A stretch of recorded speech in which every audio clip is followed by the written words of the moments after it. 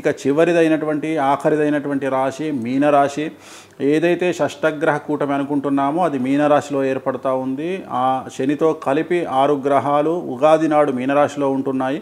కాబట్టి మీనరాశి వారికి 100కి 100% ఈ సంవత్సరం నెగిటివ్ రిజల్ట్స్ ఉండబోతూ ఉన్నాయి. వాహన ప్రమాదాలు, ఆరోగ్య భంగములు, భార్యాభర్తలకు ఎడబాటు, తల్లిదండ్రుల్లో ఒకరికి ప్రాణగండము, అలాగే ఆర్థిక నష్టాలు, న్యాయపరమైన చిక్కులు, కోర్టు కేసులు, తగాదాలు, వ్యాపార నష్టము, వ్యాపారంలో సమస్యలు, GST, income tax rights, sales tax, commercial tax సమస్యలు, అలాగే పెద్ద పెద్ద ఉద్యోగాల్లో ఉండే ప్రభుత్వ ఉద్యోగస్తులకు ఏసీబీ, సిఐడి, సిబిఐ లాంటి కేసులు ఇవన్నీ బాధించే అవకాశం ఉంది.